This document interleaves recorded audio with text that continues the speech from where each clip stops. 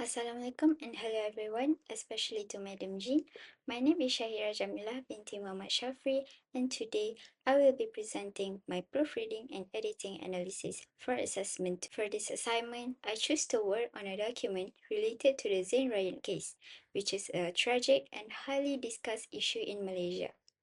The document includes background information, media coverage from Astro Awani and Malaysia Kini, and sections relating to public reactions, crime statistics, and the investigation timeline. My objective for this task was to identify language errors within the document and correct them so that the writing becomes clearer, more accurate, and more suitable for academic or professional use. In this presentation, I will cover 4 main areas. First, the category of language errors I identified. Second, examples from each category. Third, why the errors are incorrect and how the corrected version improves the text. And last but not least, my conclusion based on the content, context, and language of the document. So let's begin by looking at the categories of the language errors I found. Category of language errors that I included in these slides are spelling error, word choice error, punctuation error, and article error. The first category I identified is spelling errors, specifically errors related to American versus British spelling. Since academic writing in Malaysia follow British spelling, it is important to maintain consistency. For the first example, the original sentence is including serious offenses, and the corrected version is including serious offenses. It sounds the same, but it is wrong because the word offenses used the American spelling with SE. In British English, the correct spelling is offenses with CE. Consistency is extremely important in academic writing, so mixing different spelling standards can affect the professionalism of the document. Next, for the second example, the original sentence is 200 meters from his apartment, and the corrected version, 200 meters from his apartment. Again, this sounds the same, but meters is in American spelling.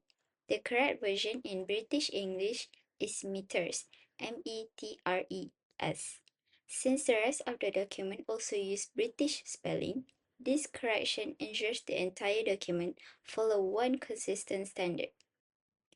The next category is word choice errors. These errors happen when a word is technically correct but not appropriate for academic tone or does not precisely match the intended meaning. First example, the original sentence is, violence is a complex issue that affects all parts of human's life. Corrected one, violence is a complex issue that affects all aspects of human life. So why is it wrong? The word parts is too general and informal.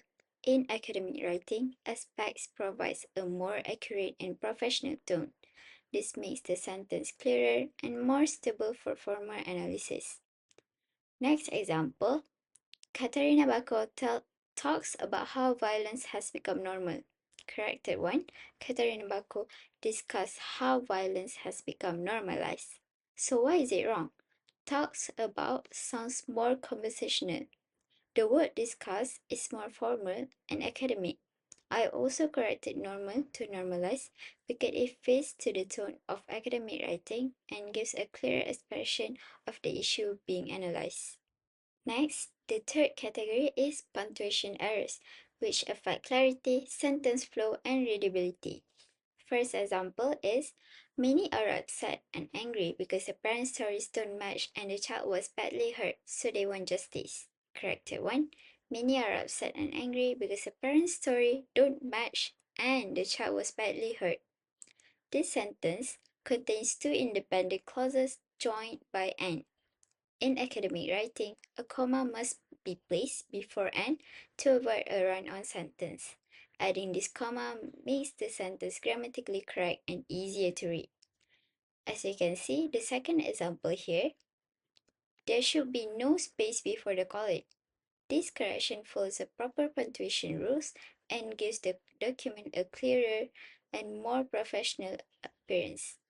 Small formatting issues like this may seem minor, but they contribute to the overall quality of the document.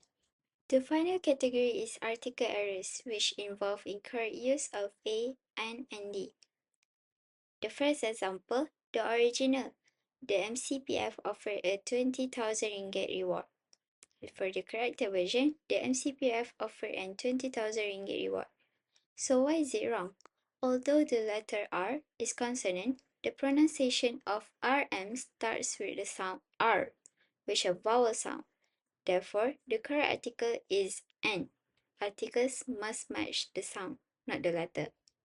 So, the next example is images under law. The correct version is images under the law. So why is it wrong? Under law is vague and grammatically incomplete.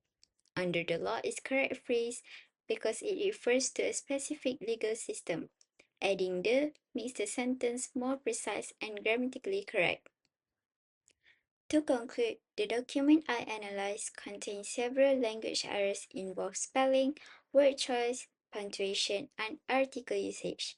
By correcting these errors, the writing becomes clearer, more accurate, and more professional. In terms of content, the document provides a strong overview of Zain Ryan case, including background information, media coverage, and public response. In terms of context, it relates to important social issues such as child safety, justice, and readability of media reporting. Lastly, from a language perspective, this correction greatly improved the clarity and flow of the information. This is especially important when dealing with a sensitive and impactful case like this one, where accuracy and professionalism are necessary. Overall, this proofreading task has helped me to enhance my editing skills and understand the importance of maintaining consistency and clarity in academic writing. Thank you for listening.